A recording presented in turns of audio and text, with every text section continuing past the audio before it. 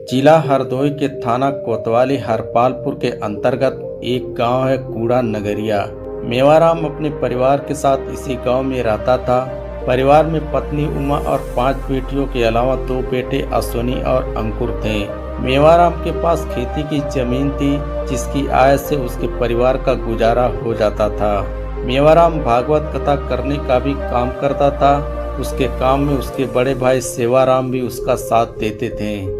धार्मिक कार्यों में रमे रहने की वजह से मेवाराम पत्नी की शारीरिक जरूरतों का ध्यान नहीं दे पाता था।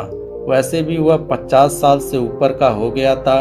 थोड़ा बहुत दमखम था भी तो उसे धीरे धीरे शराब पी रही थी।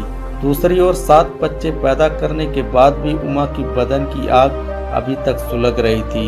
45 साल की उम्र में उसने खुद को टिप टाप बना रखा था। उसकी खूबसूरती अभी तक कहर ढाती थी। शरीर की आग ठंडी ना हो तो इंसान में चिड़चिड़ापन आ जाता है। उसे कुछ भी अच्छा नहीं लगता। उमा के साथ भी ऐसा ही था। ऐसे में उसने अपने शारीरिक जरूरतों को पूरा करने के लिए दूसरा ठौर तलाशना शुरू कर दिया। उसे अपने सुख के साधन की तलाश थी। उसकी तलाश खत्म हुई राजवीर पर। वह भी कूड़ा नगरिया में रहता था। उसके पिता राम कुमार चौकीदार का काम करते थे। 22 साल पहले राजवीर का विवाह कमला से हुआ था। उससे 3 बच्चे हुए। उसकी शादी को अभी 6 साल ही बीते थे कि पति की रंगीन मिजाजी से परेशान होकर कमला अपने 2 छोटे बच्चों को लेकर हमेशा के लिए मायके चली गई। पत्नी के जाने के बाद राजवीर को शारीरिक सुख मिलना बंद हो गया। उमा की तरह वह भी शारीरिक सुख के लिए दूसरा ठौर ढूंढ रहा था। उसकी नज़र कई औरतों पे पड़ी, लेकिन उनमें से उसे उमा ही मन भाई। उमा की कदकाठी और खूबसूरत देह राजवीर के दिलो दिमाग में उतर गई। दूसरी ओर उमा भी राजवीर को पसंद करने लगी थी। जब दोनों सामने पड़ते तो एक दूसरे की नजरें जम जाती। आग दोनों तरफ लगी थी। दोनों को अपनी अंदरूनी तपिश का एहसास हो गया था। एक दिन जब मेवाराम घर में नहीं था तो राजवीर उसके घर पहुंच गया। उसके आने का मकसद उमा से नजदीकियां बनाकर उससे सानिध्य पाना था। उमा को उसका आना अच्छा लगा। उस दिन दोनों काफी देर तक बातें करते रहे। न तो उनकी बातें खत्म होने का नाम ले रही थी और न ही उनका मन भर रहा था। लेकिन जुदा तो होना ही था। दिल पे पत्थर रखकर राजवीर उमा से विदा लेकर घर आ गया। लेकिन दिल की चाहत फिर भी तन मन को बेचैन कर रही थी। यह ऐसी बेचैनी थी जो दोनों दिलों को और करीब ला रही थी। चिंगारी को जब तक हवा नहीं लगती तब तक वह शोला नहीं बनती। उमा के मन में दबी चिंगारी को अब तक हवा नहीं लगी थी। लेकिन उस दिन राजवीर उसके पास आकर दबी चिंगारी को एकाएक शोला बना गया था। मुलाकातों का सिलसिला बढ़ा तो दोनों एक दूसरे से काफी खुल गए। राजवीर हंसी मजाक करते वक्त जानबूझकर उमा के शरीर के नाजुक अंगों को छू लेता तो उमा के चेहरे पे मादक मुस्कुराहट उतर जाती। राजवीर का शरीर भी झंझना जाता, दिल बेकाबू होने लगता। आखिर एक दिन मुलाकात रंग ले ही आई। राजवीर के मन की बात होठों पे आ गई। उसने उमा के हाथों पे अपना हाथ में लेकर कहा, तुम बहुत सुंदर हो उमा। सच?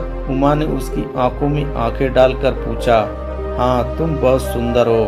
कितनी? उमा ने फुसफुसाते हुए पूछा। चाँद से भी। इसके आगे वह कुछ नहीं कह सका। वह उसके बदन की गर्मी से पिघलने लगा था।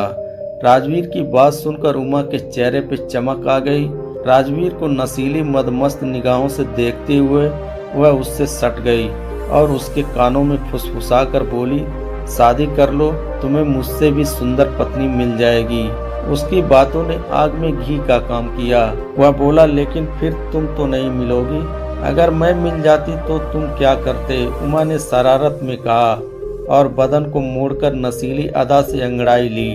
उसी वक्त राजवीर के हाथ उसके वक्ष स्थल से टकरा गए। उमा की कातिल अदा उसे पागल कर गई। वह बोला, मैं तुम्हें जी भर के प्यार करता। उमा ने उसे उकसाया तो राजवीर ने साहस जुटाकर उमा को अपनी बाहों में लेकर जोर से दबाते हुए कहा, इतना? उमा ने राजवीर के अंदर दबी चिंगारी को हवा दे दी। बस इतना ही? नहीं, इससे भी ज्यादा और इतना ज्यादा। कहने के साथ ही राजवीर ने उसे बाहों में लिए लिए पलंग पर लिटा दिया।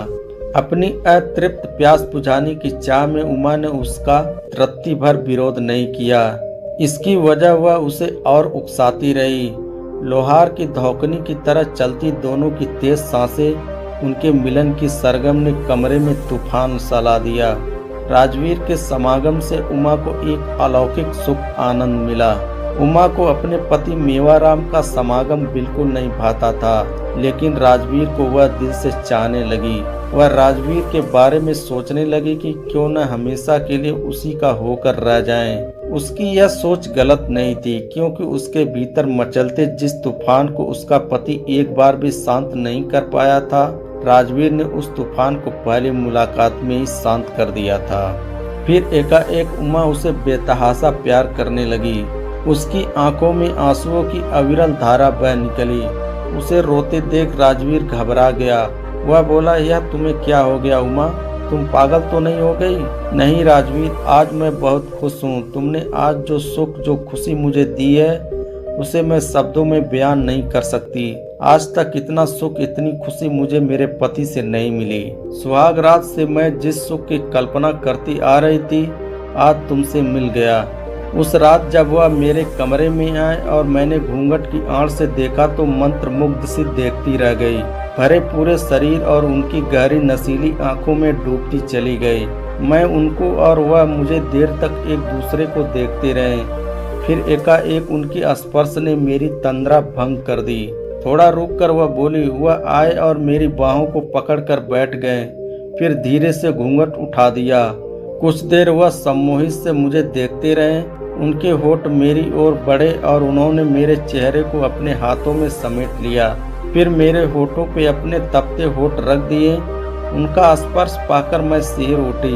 मैं लाज से द्वारी होती गई, मगर मेरा दिल कह रहा था कि वह इसी तरह हरकत करते रहें। उन्होंने बेझिझक मुझे सहलाना शुरू कर दिया। मेरे ऊपर जैसे नशा छा गया। मेरी आंखें धीरे धीरे बंद होती जा रही थीं और बदन अंगारों की तरह दहकने लगा। फिर मैं भी उनका सहयोग करने लगी। बंद कमरे में फूलों की सेज पे जैसे तूफान आ गया था, लेकिन थोड़ी देर में वह तूफान शांत हो गया। लेकिन मैं फिर भी जलती रही। उस वक्त वह मेरे बदन पे नहीं, मेरे दिल पे भी बोझ लग रहे थे।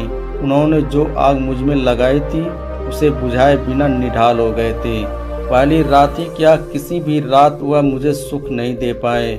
मेरे दुख का कारण वे रातें थीं जो मैंने उनके बगल में तड़पते और जलते हुए गुजारी थी। हमारी जिंदगी जैसे तैसे कट रही थी। देखने वालों को लगता कि मैं बहुत खुश हूँ, मगर वास्तविकता ठीक उसी के विपरीत थी। मैं ठीक से वैसे ही जल रही थी जैसे राख के नीचे दबी चिंगारी। इतना कहकर उमा ने दुखी मन से अपना चेहरा झुका लिया। राजवीर ने देखा तो उससे रहा न गया। दुखी क्यों होती हो उमा? अब तो मैं तुम्हारी जिंदगी में आ गया हूँ। मैं तुम्हारी चाहतों को पूरा करूँगा। इसके बाद दोनों के बीच कुछ देर और बातें होती रहीं। फिर राजवीर वहाँ से चला गया। उस दिन के बाद से उमा खुश और खिली खिली सी रहने लगी। दोनों की चाहते जरूरतें एक दूसरे से पूरी होने लगी। किसी को भी इस सब की कानों खबर तक नहीं लगी। अब जब दोनों का मन होता तब एक हो जाते। दोनों का यह खेल बेरोक टोक चलने लगा। देखते देखते 5 साल गुजर गए। रात में खेतों की रखवाली के लिए उमा खेतों में बनी झोपड़ी में रुक जाती थी। उसके खेत के बराबर में ही पड़ोसी के गांव प्रतिपालपुर के राजेश का खेत था। जब वह खेत पे होती तो राजेश से बातें करती रहती। दोनों एक दूसरे के खेतों में जानवर घुसने पे भगा देते थे। खेतों के मामले में दोनों पड़ोसी थे। पड़ोसी ही पड़ोसी के काम आता है। यह सब राजवीर ने देखा तो वह उमा पे शक करने लगा कि वह अब उसके बजाय राजेश में रुचि ले रही है। जब वह अपने पति के होते हुए उसे संबंध बना सकती है तो राजेश के साथ संबंध बनाने में उसे क्या दिक्कत होगी। उसने कई बार उमा को राजेश से काफी नजदीक होकर बातें करते देखा तो उसने समझ लिया कि दोनों के बीच नाजायज संबंध बन गए हैं। राजवीर को यह बात नागवार गुजरी। उसकी प्रेमिका उसके होते हुए किसी और से संबंध रखे यह उसे मंजूर नहीं था। 8 जनवरी को उमा खेतों में खड़ी गेहूं की फसल की रखवाली के लिए गई थी। रात 8 बजे राजवीर उसके पास पहुंचा तो वह अकेली थी। राजेश से संबंध होने की बात कहकर वह उमा से भिड़ गया। वाद विवाद होने पे दोनों में गाली गलौज होने लगी। इस पर राजवीर ने उमा को दबोच कर दोनों हाथों से उसका गला दबा दिया, जिससे उमा की मौत हो गई। उसके मरते ही राजवीर वहां से फरार हो गया। राजवीर की गिरफ्तारी के बाद इंस्पेक्टर वर्मा ने आवश्यक कानूनी लिखा पढ़ी करके उसे न्यायालय में पेश किया, जहां उसे न्यायिक अभिरक्षा में जेल भेज दिया गया। दोस्तों, आपको यह कहानी कैसी लगी कमेंट बॉक्स में जरूर लिखना। दोस्तों, अगर आप चैनल पर नए हो तो चैनल को सब्सक्राइब करें, वीडियो को लाइक करें, अपने दोस्तों में शेयर करें। फिर मिलेंगे ऐसे ही लेटेस्ट वीडियो।